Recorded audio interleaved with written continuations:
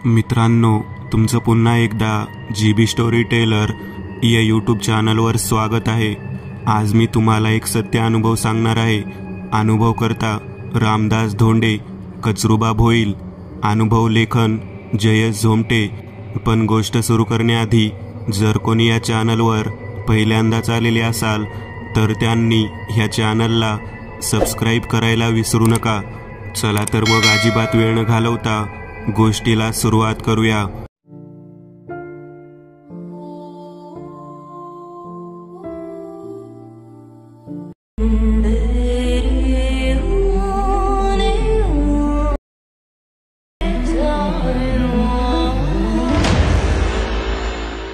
सदर सत्य अनुभव माझ्या काकांनी मला सांगितला आहे, तोच मी त्यांच्या हकीकतीनुसार इथे सांगत आहे। ह्या सत्य अनुभवात काही काल्पनिक भयदृश्यांची जोड ऐकणाऱ्यांचं भय मनोरंजन ह्या हेतूने जोडलं गेलं आहे। ह्याची ऐकणाऱ्यांनी नोंद घ्यावी। मित्र हो, कोकण म्हटलं की नजरेसमोर येणारं प्रथम दृश्य म्हणजे मोठमोठाली हिरवी झाडे, तो अथांग निळा समुद्र, केळी, नारळ, चिकू, पेरूची झाडे असलेली बाग, कौलारू बसकी घरं आणि कोकण बांधवांचा आवडीचं वाक्य, येवा येवा कोकण आपलाच असा। मित्र हो, तुम्हाला ठाऊक आहे का, कोकणात खूप सारी भूत आहेत। काही जण तर कोकणात फक्त ह्यासाठी जातात की भूत पाहायला मिळतील। कोकणात भूतांचे पुढील प्रकार आढळतात। झाडावर बसणारा मुंजा हा 1.5 फूट उंचीचा असतो। ह्या भूताच्या डोक्यावर मुंज केलेले असतं। दुसरा आहे वेताळ। कोकणात ह्यास देव मानलं जातं आणि हे भूताचे अधिपती आहेत। सर्व भूतखेत ह्यांच्या हाताखाली असतात। सवाशीन, जखीन, ब्रह्मराक्षस अशी खूप सारी भूतं कोकणात आहेत। त्यातलाच एक विचित्र आणि भयंकर असं पिशाच्य भूताचा सत्य अनुभव मी तुम्हा सर्वांसमोर सादर करत आहे। त्याचं नाव आहे भुल्या, ते बोलावतंय। सत्य अनुभवानुसार ही सदर घडलेली घटना फार तर 1989च्या आसपासची आहे। सन 1989। माझे काका रामदास धोंडे त्यावेळेस 20 वर्षाचे होते। त्यावेळेस ही घटना घडली होती। काकांच्या सांगण्यानुसार काकांच्या आईचे बाबा म्हणजेच कचरू ह्यांसमवेत हा सत्य अनुभव घडला आहे। या पाहुयात काय झालं होतं कचरूबांसोबत। 1989। कचरूबा भोईल, वय वर्ष 60, पेशाने ते शेतकरी होते। गावात त्यांचं 2 मजली घर होतं। एकेकाळी गावात सरपंच राहिलेल्या कचरूबांना गावात चांगलाच मान होता।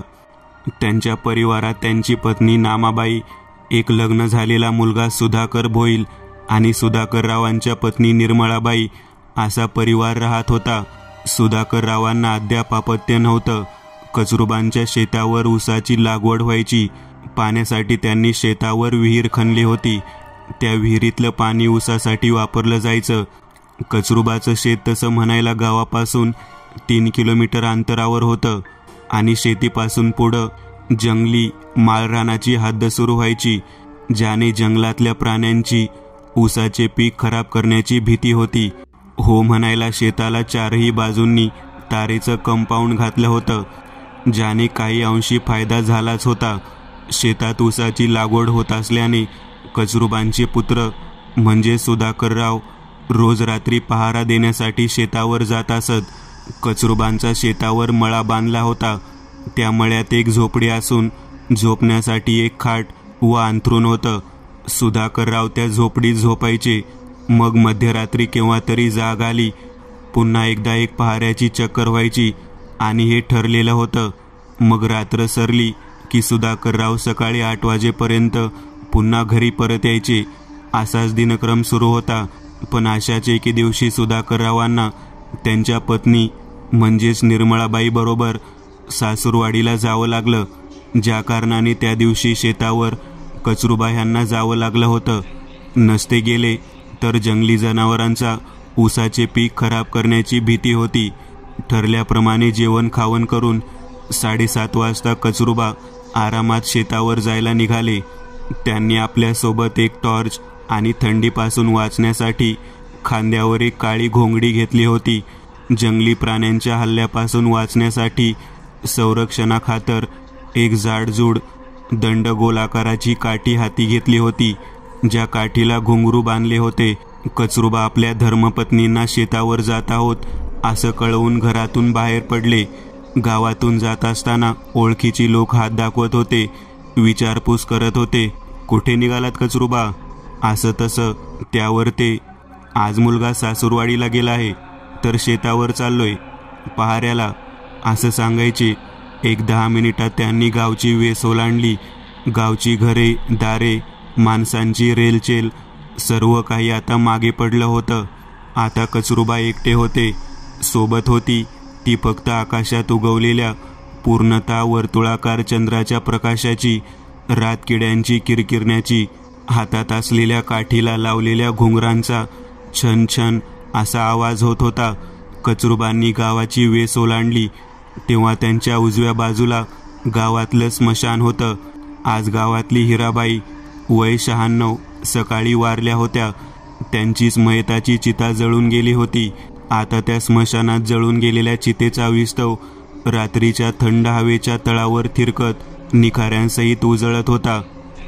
दुरून स्मशानात हवेवर उजळणारा तो भगवा विस्तव पाहता असं वाटत होतं की जळून गेलेलं प्रेत जिवंत होऊन लालसर चकाकत्या डोळ्यांनी आपल्याकडेच पाहत आहे.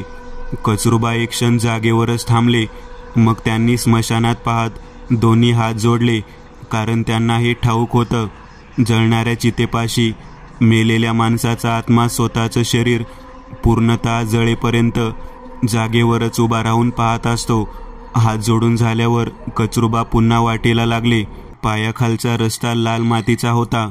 दोन्ही तरफ उन्हाच्या झळ्यांनी सुकलेलं हिरवं गवत जमीनदोस्त झालेलं दिसत होतं. रातकिड्यांची किरकिर कानात ऐकू येत होती. हलकीशी थंडी अंगाला झोंबत होती. आजूबाजूला जरासं माळरानच होतं. वाऱ्याचा घोंगावण्याचा आवाज कानी पडत होता. हातातल्या टॉर्चचा पिवळसर उजेडात कचरूबा आपला मार्ग हेरत चालत निघाले होते. टॉर्चच्या पिवळसर उजेडात खालची लाल माती दिसत होती. आजूबाजूला निर्मनुष्य भाग असल्याने जमिनीवर रेंगाळणाऱ्या किड्यांना फिरायला कसलेच बंधन उरले नव्हते. पिवळ्या रंगाच्या त्या टॉर्चच्या उजेडात 2-3 वेळा मोठमोठ्या सर्पांचं दर्शन त्यांना घडलं होतं. पण हातात असलेल्या काठीमुळे त्यांना त्या सर्पांची भीती वाटली नाही. शेवटी कचरूबा शेतावर पोहोचले.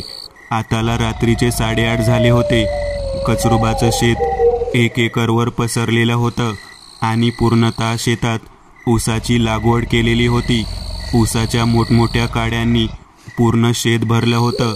कचरूबा शेतावर येताच प्रथम माळ्यात गेले, मग झोपडीत गेले. 10 बाय 10ची झोपडी होती. उजेडासाठी एक रॉकेलचा कंदील होता. तोच कंदील कचरूबांनी पेटवला आणि झोपडीत कंदिलाचा तांबडसर प्रकाश पडला. कंदिलाच्या प्रकाशात खाट, खाटेवरचं अंथरूण आणि बाजूलाच एक गोल मडकं ठेवलेलं नजरेस पडलं. कचरूबांनी मडक्यावर ठेवलेल्या ग्लासामार्फत त्यातून पाणी काढून पिलं. पाणी प्यायल्याने त्यांना जरा तरतरी आली. तसंही गावातून शेतावर येईपर्यंत चांगलीच दमछाक झाली होती, ज्यामुळे कचरूबा जरा वेळ खाटेवरच बसले. मग 15-20 मिनिटांनी पुन्हा झोपडी बाहेर आले. आकाशातल्या चंदेरी रंगाच्या चंद्राचा प्रकाश चौदिशेला पडला होता. कचरूबांच्या शेताबाजूलाच अजून खूप साऱ्या पडीक जमिनी होत्या. शेतापासून 1 किलोमीटर अंतरावर जंगल आणि मोठमोठे डोंगर दिसत होते. चंद्राच्या उजेडात जंगलातून झाडे गढूळ, काळसर, दबा धरून बसलेल्या हैवानी हिंस्र श्वापदासारखी वाटत होती, जी केव्हाही अंगावर धावून येतील आणि क्षणिक आपला फडशा पाडतील. कचरूबांनी एका हातात घुंगराची काठी आणि दुसऱ्या हातात टॉर्च घेतली. घुंगरांच्या काठीचा जमिनीवर आदळताच छन छन आवाज होत होता. कचरूबा शेताला 4ही दिशेने पहारा द्यायला निघाले. थंडीचा पारा आता चांगलाच वाढला होता. पांढऱ्या रेशमी धुक्याची वाफ नाकावाटे शरीरात ओढली जात होती. कचरूबांनी अंगावर घोंगडी पांघरली होती, ज्याने थंडी लागत नव्हती. कचरूबांच्या हातात असलेली टॉर्च अंधार आणि धुक्यातून मार्ग काढत त्यांना समोरचं दृश्य दाखवत होती. कचरूबांनी शेताला फेरा मारायला सुरुवात केली. आजूबाजूला कुठे जंगली जनावर असेल ह्या हेतूने अवतीभोवती टॉर्च मारू लागले, पण कुठेच काहीही नव्हतं. कधी कधी हवेचे झोत यायचे आणि उसाची पाने सळसळायची. त्या स्मशान शांततेत होणारा तो सळसळ आवाज कानांवर धावून यायचा आणि कचरूबांच्या हातातल्या पिवळ्या टॉर्चचा उजेड झटकन उसांच्या कांड्यावर भिरकावला जायचा. छातीत एक क्षण धडकी भरायची की त्या सळसळणाऱ्या जागेतून काही हिंस्र प्राणी धावत आला तर आणि झटकन आपल्या अंगावर उडी घेतली तर. शेवटी भीती कोणाला वाटत नसते, नाही का? कचरूबांनी चारही दिशेना फिरून शेतावर एक नजर टाकली, पण जंगली प्राणी वगैरे असं कुठे काहीही नव्हतं. तसे ते पुन्हा मळ्यावर आले. आता थोडा वेळ आराम करावा असं ठरवून ते झोपडीत शिरले. बाहेर थंडी होती, पण झोपडीत मात्र ऊब जाणवत होती. झोपडीत असलेल्या खाटेवर कचरूबांनी अंग टाकलं आणि डोळे मिटले. डोळे मिटताच त्यांना निद्रादेवी प्रसन्न झाली. हळूहळू रात्रीचा प्रहर वर चढत होता. चंद्र आपली जागा बदलत होता. काळे ढग चंद्राजवळून वाहत पुढे निघून जात होती. असं म्हणतात, थंड हवेचे झोत दूरदूरचे आवाज आपल्या सहित वाहून नेतात, कारण जंगलातच कुठेतरी गूढ गर्भात एका हिंस्र श्वापद लांडग्याची विवळ फुटली. तो आवाज कचरूबांच्या झोपेला चालवून गेला. आपसुकच त्यांचे 2 डोळे उघडले गेले. कचरूबांच्या डाव्या हातात एक घड्याळ होतं. त्यात मध्यरात्री 2:30 वाजले होते. पुन्हा एक फेरी मारून यावं असं ठरवून कचरूबा खाटेवरून उठले. झोपडीतून बाहेर आले. मध्यरात्रीच्या समयी आता थंडीचा जोर खूप वाढला होता. अवतीभोवती गडद धुका जमा झाला होता. ज्या धुक्यात कोणी घात घालून उभं राहिलं तरी समजणार नाही. कचरूबांनी हातात असलेल्या टॉर्चला पेटवलं. पिवळसर प्रकाश गोळा अंधाराला चिरत पुढे गेला. मध्यरात्रीची भयान स्मशान शांतता पडली होती. रातकिड्यांची किरकिर तेवढी संत गतीने सुरू होती. मध्येच कुठून तरी घुबडाचा घुतकार ऐकू येत होता.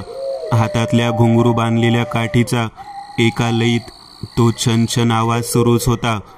अंधारात उसाच्या कांड्या भयंकर असं पिशाची रूप धारण करून उभ्या आहेत असं भासत होतं, ज्याकडे पाहून मनात एक भीतीचा स्फोट होत होता. कचरूबा शेताच्या वरच्या भागापर्यंत चालत आले होते. हा शेताचा शेवटचा अंतिम भाग होता. पुढे पाहता काळेकुट्ट झाडांचं घनदाट जंगली रान दिसून येत होतं. जिकडे नजर जाईल तिकडे फक्त आणि फक्त स्तब्ध उभी झाडे दिसत होती. कचरूबांनी एक कटाक्ष समोर जंगलाकडे टाकलं आणि त्यांना अंधारात जंगलातल्या झाडामधून एक दिवटी फिरताना दिसली. अंधारात तो आगीचा तपकिरी रंगाचा गोळा कधी डावीकडे तर कधी उजवीकडे मंद गतीने फिरताना दिसत होता. कचरूबांचे डोळे सुद्धा जसा तो गोळा आपली जागा बदलायचा तसे डावीकडून उजवीकडे फिरत होते. तो तपकिरी रंगाचा प्रकाश जणू डावीकडून उजवीकडे फिरत असताना कचरूबांना संमोहितच करत होता, कारण कचरूबा एकटक निर्जीव डोळ्यांनी त्या गोळ्यालाच पाहत होते. त्यांच्या हातातली ती घुंगरांची काठी गळून खाली पडली आणि मग एक क्षण असा आला की त्यांच्या पूर्णतः देहावरचं नियंत्रणच ढासळलं. हात, पाय, डोळे सर्व अवयवांवर जणू दुसऱ्याचं कोणाचं तरी नियंत्रण असल्यासारखे भासू लागले. कचरूबांना आपण त्या दिवटीच्या मशालीच्या उजेडाच्या दिशेने चालत जात आहोत असं दिसून येत होतं. ते ओरडायचा प्रयत्न करत होते, पण घशातून आवाजच बाहेर पडत नव्हता.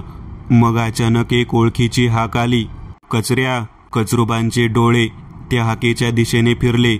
समोर भगवा लुगडा नेसलेली, चेहऱ्यावरची त्वचा वय झाल्याने सुरकुतलेली व डोक्यावरचे पांढरट केस पिंजारलेले अशी एक म्हातारी उभी दिसली.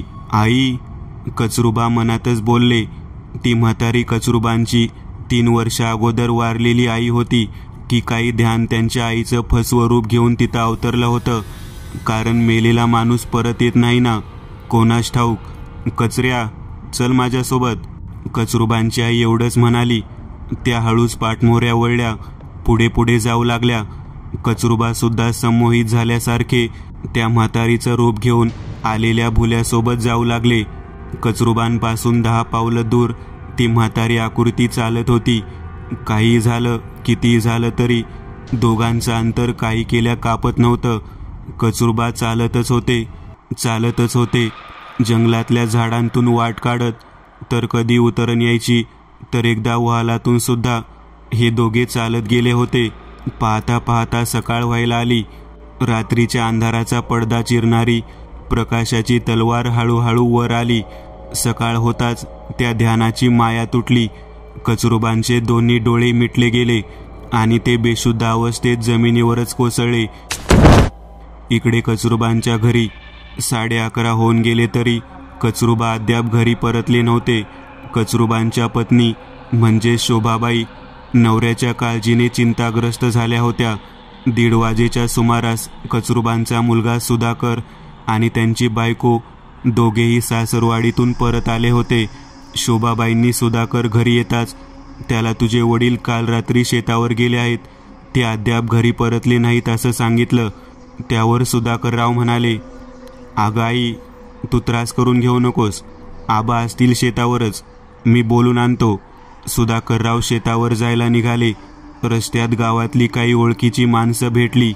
त्यांच्याशी थोडंसं बोलताना असं समजलं की त्यांनी काल कचरूबांना शेतावर जाताना पाहिलं होतं. त्यानंतर ते दिसले नव्हते. सुधाकरराव एकटे शेतावर आले. त्यांच्या मनाला असं वाटत होतं की आपले वडील शेतावरच असतील, पण त्यांची साफ निराशा झाली, कारण शेतावर कोणीच नव्हतं. एक वेळ त्यांनी मळ्यात अवतीभोवतीच्या शेतांबाजूला सुद्धा पाहिलं. मोठ्याने आपल्या वडिलांचं नाव घेऊन त्यांना हाकासुद्धा मारल्या, पण प्रतिउत्तर आलं नाही. पण त्यांना शेताच्या मागच्या बाजूला ती घुंगरांची काठी मात्र जमिनीवर पडलेली सापडली. ती काठी घेऊन सुधाकरराव पुन्हा घरी आले. सुधाकररावांचा पडलेला चेहरा पाहून शोभाबाई समजून गेल्या की आपला नवरा मिळाला नाहीये. दुपारची संध्याकाळ झाली, संध्याकाळची रात्र झाली, तरी सुद्धा कचरूबा काही परतले नव्हते. रात्री शेतावर पहारा द्यायला गेलेले कचरूबा गायब झालेत ही बातमी गावात वाऱ्यासारखी पसरली. कचरूबांच्या घराबाहेर अख्खा गाव जमा झाला होता. पुरुष मंडळी घराबाहेर हाताची घडी घालून उभी होती. बायका रडणाऱ्या शोभाबाईंना धीर देत होत्या. कचरूबांच्या घराबाहेर जमलेल्या माणसांच्यात काही जाणकार म्हातारे सुद्धा उपस्थित होते. त्यातलेच एक जाणकार बोलू लागले, सुद्या, काल पौर्णिमा होती आणि काल रात्याला तुझा बा गायब झालाय, म्हणजे हे प्रकरण काय साधं वाटत नाही सुद्या. तसं बी तुमचं शेत जंगलाजवळ आहे आणि मध्यरात्री त्या जंगलात भुल्या नामक भूत फिरतो. त्याला रूप नसतो, काळोखासारखा काळा दिसतो. तो हातात दिवटी नाहीतर मशाल घेऊन डावीकडून उजवीकडे नाचत फिरतो. जर कोणी ती दिवटी पाहिली तर समोरचा त्याच्या जाळ्यात फसून संमोहित होतो आणि मग तो माणूस ती दिवटी जिथे नाचते तिथे चालत जातो आणि मग हा भुल्या त्या संमोहित केलेल्या माणसाच्या जवळच्या माणसाचं रूप घेऊन त्याला आपल्यासोबत जाम म्हणजे जाम दूर चालत घेऊन जातो. चालताना त्या माणसाचं आणि भुल्याचं अंतर कधीच कमी होत नाही आणि जेव्हा सकाळ होते तेव्हा तो माणूस जागेवर बेशुद्ध होऊन पडतो. त्या माणसाला जोपर्यंत कोणी उठवत नाही तोपर्यंत तो तसाच झोपलेलाच राहतो आणि मला वाटते तुझ्या आबाला भुल्या आपल्यासोबत घेऊन गेला आहे. एवढं सांगून ते म्हातारे आजोबा गप्प बसले. सुधाकररावांनी ह्यावर त्या म्हाताऱ्या आजोबांना काही उपाय विचारले तेव्हा ते म्हटले, एक उपाय आहे. आपल्या गावात जुनं वेताळाचं मंदिर आहे. वेताळ म्हणजे भूतांचा अधिपती होय. सर्व भूत त्यांच्या हाताखाली आहेत. त्याच वेताळ देवाकडं तुझ्या आबाला वाचवासा नवस करावा लागल. त्या बदल्यात तुला वेताळाला 4 बोकड चढवून अख्ख्या गावाला जेवण घालावं लागल आणि आताच ह्याच वेळेला तुला नवस बोलून जंगलात तुझ्या आबाला शोधायला जावं लागल.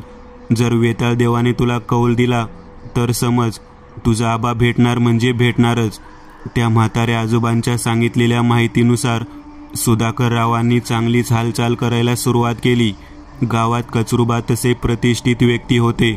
सर्वांच्या ओळखीच्या परिचयाचे होते. गावातली सर्व सुधाकररावांच्या मदतीला धावून आली होती. सुधाकररावांनी प्रथम वेताळ मंदिरात जाऊन वेताळाच्या काळ्या कुट्ट पाषाणी मूर्तीसमोर हात जोडून नवस बोलून दाखवला. आपल्या पित्याला वाचव, ते सुखरूप सही सलामत भेटू देत, अशी विनवणी नवस केला आणि पुन्हा घरी आले. 40-50 गावकऱ्यांनी मशाली दिवट्या पेटवल्या आणि सर्वजण 11च्या सुमारास जंगलात घुसले. मशालीतून भगव्या रंगाची आग बाहेर पडत होती. तिचा तो तांबरट प्रकाश जंगलातल्या झाडांवर, खालच्या जमिनीवर पडत होता. तब्बल 2.5 तास जंगलात अगदी खोलपर्यंत गेल्यावर एका झाडाखाली कचरूबा बेशुद्ध अवस्थेत लोकांना पडलेले दिसले. गावातल्या लोकांनी, सुधाकररावांनी त्यांना शुद्धीवर आणायचा प्रयत्न केला, पण ते उठले नाहीत. मग सर्वांनी मिळून त्यांना घरी आणलं. दुसऱ्या दिवशी त्यांना जाग आली तेव्हा कचरूबांनी आपल्या समवेत घडलेला सर्व प्रकार तिथे उपस्थित सर्वांना सांगितला, जे ऐकून सर्वजण भीतीने घाबरले होते. पण देवाच्या कृपेने कचरूबांवरचं संकट टळलं होतं. सुधाकररावांनी वेताळ देवाला केलेल्या नवसानुसार 4 बोकडं कापले आणि गावातल्या माणसांना जेवू घातलं आणि अशातच एका दुष्ट चक्राचा सुखरूपरित्या कोणालाही इजा न होता अंत झाला. दुसरी कथा, ड्रॅक्युलाची होळी, सन 1941. आज राजगडाच्या होळीसाठी लाकडं आणण्यासाठी नाग्या, ऋषा, भुषा, चिंत्या अशी ही 4 पोरं जंगलात गेली होती. होळीसाठी लाकडं घेऊन येण्यामागचं कारण एकच होतं, ते म्हणजे राजाकडून मिळणारे नाणे, पैसे होय. नाहीतर हे 4 जण काही कामाचे नसून बेरोजगारच होते. चौघांनाही सुकलेली फाटी शोधता शोधता वेळेचा थांगपत्ताच राहिला नव्हता. आज वेळ अशी काही वेगाने पळत होती की पाहता पाहता सूर्य जाऊन संध्याकाळ होऊन जात. आकाशात गोल चंद्र उगवून आला होता. दिवसा उजेडात छान भासणाऱ्या झाडाच्या मोठमोठ्या आकृत्या आता काळपट निळसर दिसत होत्या. जंगलातल्या झाडाझुडपांमधून निघालेल्या वाकड्या तिकड्या पायवाटेला तुडवत हे चौघेही गावाच्या दिशेने निघाले होते. सर्वात पुढे भुषा, त्याच्या मागे ऋषा, मग चिंत्या आणि चौथा सर्वात शेवटी चालत होता लंगडा नाग्या. चौघांच्याही खांद्यावर सुकलेल्या फांट्याचा भारा होता. इतकंही जड नव्हता की खांदे दुखू लागतील. अये, चालवा की पाय बिगी बिगीनं. आईला बोलत होतो का नाही मी, त्या मसनातली लाकडं घेऊन आणू होळी पेटवायला, पर माझं मेल्याचं कोण ऐकतंय ना. आता घ्या, मरा, भुगता आता भुगता. सर्वात शेवटी एका पायाने अपंग असलेला नाग्या लंगडत लंगडत चालत होता. तोच आपल्या घोगऱ्या आवाजात म्हणाला, एक पाय अपंग असल्याने बिचाऱ्याला चालता तर नीट येत नव्हतं.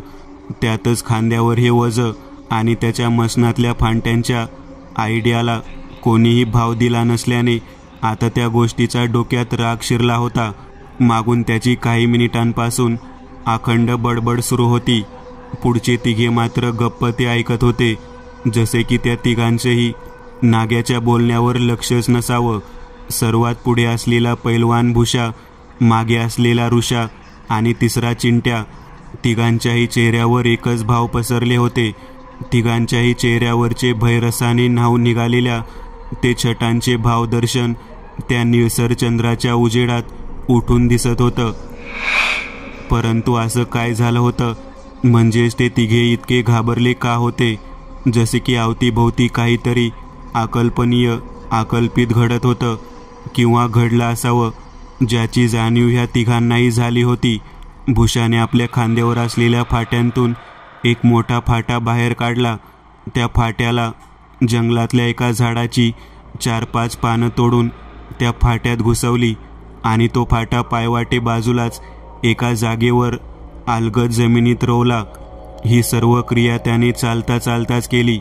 भुषाच्या ह्या कृतीचे निदर्शन फक्त ऋषा आणि चिंट्या दोघांनीच केलं होतं, कारण मागे लंगडा नाग्या चालता चालता ह्या तिघांनाही जीव खाऊन शिव्या देत होता आणि हे तिघे जणू नेहमीच असल्याप्रमाणे दुर्लक्ष करून पुढे पुढे चालत होते आणि राहून राहून एका जागेवर येत होते, जणू त्यांना चकवा तर लागला नव्हता. जंगलातल्या मोठमोठ्या झाडांतून वाट काढत नाग्या, ऋषा, भुषा, चिंट्या ही 4 मुलं घरी परतीच्या वाटेला निघालेली. 4ही जणांच्या खांद्यावर फाटी आणि डोईवर चंद्र दिसून येत होता. नाग्याच्या ह्या चारही जणांना मगाचपासनं आईमाईवरनं शिव्या द्यायचं सत्र जरा काही काळ थांबलं होतं. म्हणूनच आजूबाजूला वाजणाऱ्या रातकिड्यांची गुणगुण ऐकू येत, तर कधी कधी झाडाझुडपात होणारी सळसळ. जसा तो सळसळ आवाज यायचा तसे हे चारही जण भेदरलेल्या अवस्थेत त्या झुडपात पाहत. तसे त्या झुडपातून कधी साप तर उंदीर बाहेर येत. सापाला पाहून तर प्रत्येकाची वीधभर फाटायची, आणि उंदीर पाहिलं तर नाग्या दगड हाती घेऊन त्याला शिव्या देत हुडकवायचा. सर्वांच्या पुढे भुशा चाललेला, आणि त्याच्या मागे ऋषा, तिसरा चिंट्या, आणि शेवटला लंगडा नाग्या चालत होता. भुशाची भयभीत नजर एकटक पुढे स्थिरावलेली, म्हणण्यापेक्षा विस्फारलेली. त्यात भीतीची छटा ओथंबून वाहताना दिसत होती. मागे असलेला ऋषा आणि चिंट्या ह्या दोघांचंही तेच हाल होतं. भुशा, मागून ऋषाचा आवाज, लेका तू मगाशी रोवलेला तो फाटा परत आला तर काय समजच ना. ऋषाच्या वाक्यावर भुशाची दातखिळी बसली. तो जागेवरच थांबला. विस्फारलेल्या नजरेनेच खालचे दात दाखवत, जबडा वासवत एकटक पुढेच पाहत राहिला. अय, काय झालं? ऋषा म्हणाला. अरे भुशा, चल ना लेका, ह्यो लंगडा हुडकायले मला. अय साल्यांनो, तुमच्या आईच्या वरातीत नाचू राहिलो का? तुम्ही लोक चला ना पटपट. नाग्याचा घोगरा आवाज आला. भुशाच्या खांद्यावरून हलकेच फाटी गोल गोल भिंगत पाल्या पाचोळ्याचा स्पर्श होऊन फाट्यांचा आवाज होत खाली पडली. यंत्रवतपणे शरीराची अगदी शांतपणे हालचाल होत डावा हात वर वर जात हाताच्या पंजाचा एक बोट पुढे झाला. तसे सर्वांनी त्या दिशेला पाहिलं, आणि पुढचं दृश्य पाहून चिंट्या, ऋषा दोघेही जागीच गार झाल्यागत त्यांच्याही खांद्यावरून फाट्यांची मुळी गोल गोल फिरत खाली पडली. कारण समोर काही मीटर अंतरावर तोच फाटा खाली जमिनीत रोवलेला, ज्यात भुशानी काही वेळ अगोदर ती झाडाची पाने अडकवली होती. ही खात्री करण्यासाठी की आपल्याला चकवा तर लागला नाही ना, आपण एका जागेवर पुन्हा पुन्हा फिरून येत तर नाही ना. भूषण, ऋषिकेश, चिंतामणी, नागराज चौघेही राजगडाच्या जंगलात हरवले गेलेले हे त्यांना त्या फाट्याच्या निशाणीवरून समजलं होतं. आता समधी मरणार आता. तो सैतान कोणाला सोडणार नाही. नाग्या येड लागल्यागत एकटाच खाली पाहत बरळत चाललेला. पहिले त्या किशा शिरप्याला खाल्लं, नंतर तो वैगोदा गायब झालाय. त्याचा अजून पत्ता नाही. गावातली म्हणत होती का त्या सैतानाने त्याचं मांसासकट हाडबी चावून खाल्लं असल. नाग्या एकटं खाली पाहत बरळत होता, आणि हे बाकीचे सर्व त्याच्या बोलण्याकडे कान टवकारून डोळे फाडून पाहत होते. आणि आज आपण मरणार समधी मरणार. कुणाला नाही सोडणार तो सैतान. समधी मरणार. नाग्या एकटाच खुळ्याचा आटेक आल्यासारखा डोक्यावरचे केस येड्यागत खाजळत दात विचकून हसू लागला. अय चिंट्या, ह्यो लंगडा सर्किट झाला का काय? काय माहीत भाऊ, पण तो बोलतो ते खरं आहे. अय, मला मरायचं नाही रे. माझं अजून लगीन बी नाही झालं, आणि मी ह्या नाग्यासारखा लंगडा पांगळा बी नाही. मला कोण पण पोर देईल. ऋषा तोंड वाकडं तिकडं हलवत थोडं रडत म्हणाला, आणि त्याने एक कटाक्ष थेट नाग्यावर टाकला. पण नाग्याच्या जागेवर आता कोणीही नव्हतं. ती जागा अंधाराने गिळली होती. आर्यो पांगळा कुठं आहे? भूषा म्हणाला. अरे देवा, कुठं गेला ह्यो? चिंट्याने सुद्धा भूषणच्या वाक्याला दुजोरा देत म्हटलं. अय नाग्या. रात्रीच्या अंधारात मोठमोठ्या झाडांच्यावर दिसणाऱ्या चंद्राच्या आकृतीत त्याच्या उजेडात खाली उभे राहत ऋषा, चिंट्या, भूषा आपल्या मित्राला वेगवेगळे होत हाका मारत शोधत होते. त्यांच्या पुढे पडणाऱ्या पावलासरशी खालचा पालापाचोळा चरचर वाजत होता. बाजूलाच एका झाडाच्या बुंद्याखाली एक नाग फणा काढून ह्या तिघांनाही पाहत बसलेला, जणू त्यांची मजा पाहत असावा. अय नाग्या. चिंट्या आजूबाजूला झाडाझुडपांच्यात पाहत नाग्याचा शोध घेत होता की तेवढ्यातच मागे सळसळ झाली. त्याने लागलीच एक गिरकी घेत मागे वळून पाहिलं, परंतु मागे कोणीही नव्हतं. भूषा, ऋषा कोणीही नाही. मागं तर कोणीच नाही. मग आवाज कसला झाला? चिंट्या स्वतःशीच असं म्हणतच त्याने घरकन गिरकी घेतली. नि थेट पुढे पाहिलं की तेवढ्यातच त्या क्षणाला त्याचा श्वास गळ्यात अडकला, डोळे विस्फारले, कारण समोर नाग्या दात विचकत त्यालाच पाहत उभा होता. त्याचा चेहरा एका मृत मानवासारखा रंगला होता. डोळ्यातला बुबळ पांढरफट, त्यात एक चीर. नाग्याला पाहून चिंट्या काही बोलणार की तोच एक जंगली श्वापदासारखी नाग्याने त्याच्या उरावर झडप घातली. एक भयान आर्तकिंकाळी त्या जंगलात उमटली. भुशा, ऋषा दोघांनीही तो आवाज ऐकला. शरीरावर रोंगटे उठले, हातावरचे केस ताठरले गेले. छातीतली धडधड विस्तव टाकल्यावर जशी ट्रेन पळते तशी धडधडत पळू लागली. मृत्यूचा खेळ सुरू झालेला. तो आला होता रक्ताची चटक भागवायला. तो आपल्या निद्रेतून उठलेला, कोरडा गळा ओला करायला आला होता. भुशा, भुशा असं म्हणतच ऋषाने त्याच्या दिशेने कूच केली. त्याला गाठलं. भुशा, काहीतरी वंगळ आहे या जंगलात. आता इथं थांबून काय फायदा नाही बघ, नाहीतर आपलं बी मडं पडणार म्हणजे पडणार. ऋषा धाप लागलेल्या अवस्थेतच म्हणाला, होय होय, चल लवकर निघूया तिथनं. भुशाने ऋषाच्या वाक्याला होकार दर्शवला व स्वतःच्या जीवाची पर्वा न करता काट्याकुट्यातून वाट मिळेल तिकडे धावू लागले. काट्याकुट्यातून जीव तोडून पळता पळता एका झाडाच्या खोड्यात ऋषाचा पाय अडकला, ज्यात त्याची जमिनीशी एक जोरदार मिठी भेट झाली. आणि नेमकं त्याच वेळेस खाली एक टोस्कुल दगड असल्याने डोळा थेट त्या टोस्कुलाशी एकत्रित झाला. तसे डोळ्याचा पातळ पांढरा बुबळ, कानाचा पडदा फाटावा तसा अलगद फाटला नि थेट आरपार घुसला, ज्यात मेंदूतून बाहेर आला. त्या चंद्राच्या उजेडात शरीरातून बाहेर येणारं ते लाल रक्त काळपट दिसू लागलं. धावता धावताच भुशाला जमिनीवर काही धपकन पडल्याचा आवाज आला. तसा तो थांबला होता. त्याने मागे वळून पाहिलं. खाली रक्ताच्या थारोळ्यात ऋषा जमिनीवर उबळा पडला होता. ना कसली हालचाल ना आवाज, जणू एक प्रेतच रस्त्यावर लावारसपणे पडलं होतं. हातपाय बलदंड असलेला, शरीराने पैलवानासारखा दिसणारा भूषण आता कोलमडला होता. आपल्या मित्राला असं निश्चित खाली पडलेलं पाहून, ते भळभळ रक्त बाहेर येताना पाहून बीपी फुल ऑन लो झाला होता. हातपाय कापरत पोटात ढवळू लागलं होतं की पुढच्या क्षणाला त्याला वांती झाली. येताना पिलेलं पाणी, जे काही थोडंफार खाल्लं होतं, सर्व घळाघळा बाहेर पडलं. एका कुत्र्यासारखा हातपाय, दोन्ही गुडघे जमिनीला टेकून भुशाने वांती केली. तोंडाला जे काही लागलेलं ते एका हाताने पुसलं आणि तोंड पुसतानाच त्याची नजर समोर गेली. 10 मीटर अंतरावर एक जाडजूड लाकडाचं उंच झाड आहे. झाडाच्या आजूबाजूंनी पांढरट धुकं वाहत आहे.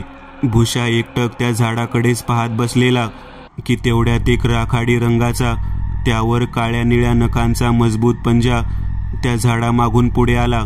आणि जसा तो हात आला तसे मागून एक डोकं सुद्धा आलं. चुना पोतलेल्या चेहऱ्याचं, वटारलेल्या खुनशी डोळ्यांचं, निताणलेल्या जबड्यासहित धारधार टोचकुल्या दातांचं, एकटक भुशाकडेच पाहून हसणार. अये भुशा, येऊ का मी? त्या झाडापलीकडे जे काही विकृत आलं होतं त्याने आपल्या किन्नरी आवाजात भुशाला हाक दिली. ए नाही नाही, माझ्या जवळ येऊ नग. ए आहे वाचीव. असं म्हणतच भुशा जमिनीवर हातपाय घासत मागे मागे सरकू लागला. नि मागे जाऊन कशाला तरी धडकला गेला, ज्याचा स्पर्श म्हणजेच मृत्यूची मिठी होती. भुशाने मागे वळून पाहिलं.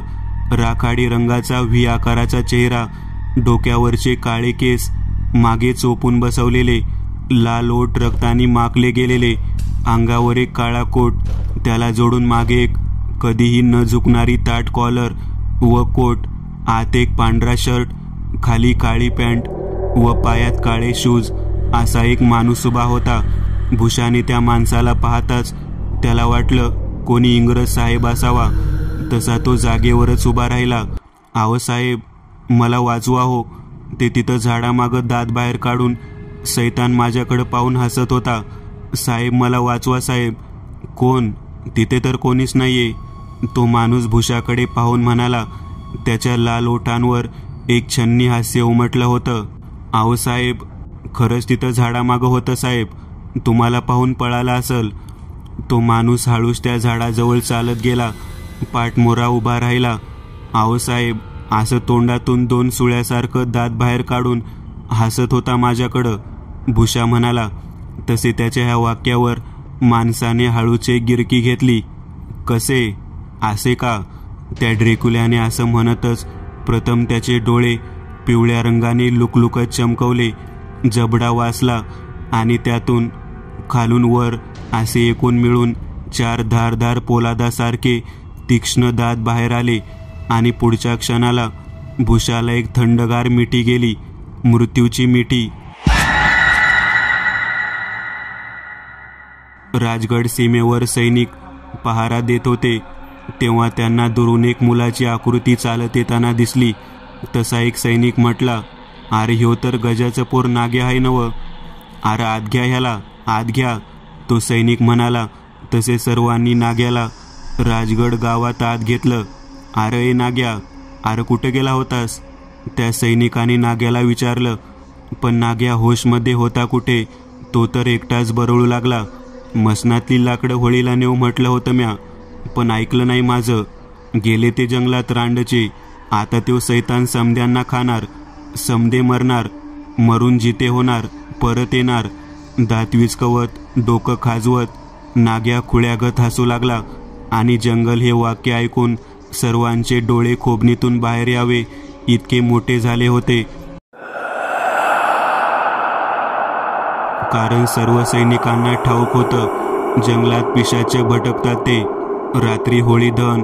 होळीसमोर उभं राहून राजगडाचे महाराज दारासिंह यांनी हातात एक जळती मशाल घेतली. डोळे बंद केले. "हे होळी आई, आमच्या प्रजेला, परिवाराला सुखी ठेव. बाकी तुझ्याकडून आम्हाला काही नको." महाराज मनात म्हटले. तोच महाराजांना हलकेच एक ठसका बसला. "पाणी, पाणी आणा कोणीतरी." महाराणी महाराजांच्या पाठीवरून हात फिरवत म्हणाल्या. "नाही, आम्ही ठीक आहोत." महाराज जरासे सावरले. हातात पुन्हा मशाल घेतली. एक कटाक्ष होळीवर टाकला. वर आकाशात काळे ढग जमा झाले होते. चंद्राचा प्रकाश अपशकुनी अमावस्या असल्यासारखा नाहीसा झाला होता. ती होळी आता काळी भेसूर भासत होती. त्यात देवासारखा तेजस्वीपणा नव्हता. जळती मशाल पुढे करत महाराजांनी थरथरत्या हातांनी होळी पेटवली. चटचट आवाजासहित होळी पेटू लागली. वर आकाशात निखारे उडू लागले. आजूबाजूचे लोक तोंडावर हात मारत आबबबब करत बोंबलू लागले की तेवढ्यातच अचानक पेटलेल्या होळीतून एका पाठोपाठ 3 आर्तकिंकाळ्या बाहेर पडल्या. 3 जळते शरीर हातपाय हलवत असहनीय वेदनेने आरोळी ठोकत होळीतून बाहेर पडले. काही क्षण लोकांसमोर हातपाय हलवत ते पेटते शरीर जसं कोणी हातातल्या कळसूत्र्या भावल्या थैथै करत नाचवाव्यात तसं नाचले आणि काम होताच त्यांना बिनआधार करून जमिनीवर आपटलं. ऋषा, चिंट्या, भुशा आजूबाजूला जमलेल्या माणसांमधून एकाच वेळेस ओरडत ऐकून 3 स्त्रिया समोर जळत असलेल्या प्रेतांजवळ धावून आल्या. आपल्या नंग्या हातांनी ती आग विझवू लागल्या. स्वतःच्या पोरांचा काळीज पिळवटून टाकणारा आवाज ऐकून त्या मायेंचा काय हाल झाला असेल हे शब्दात वर्णन असंभव आहे. शेवटी सैतानाचाच विजय झाला होता. मित्रांनो, आज पुरतं एवढंच. तुम्हाला जर काही गोष्ट आवडली असेल तर नक्की लाईक करा. तुमच्यापैकी बरेचसे जण व्हिडिओ लाईक न करताच पळून जातात. पण हा जर व्हिडिओ तुम्ही लाईक केला तर मला जरा बरं वाटेल आणि असेच भारी भारी व्हिडिओ बनवायची माझ्यात एनर्जी येईल. त्यामुळे नक्की लाईक करा. आणि अजूनही कोणी या चॅनलला सबस्क्राईब केलेलं नसाल तर लगेच सबस्क्राईब करून टाका. आणि बाजूची घंटी ती मात्र दाबायला विसरू नका. देवाची घंटी आहे ती. चला तर मग पुन्हा भेटूया अशीच एक आगळी वेगळी गोष्ट घेऊन पुढच्या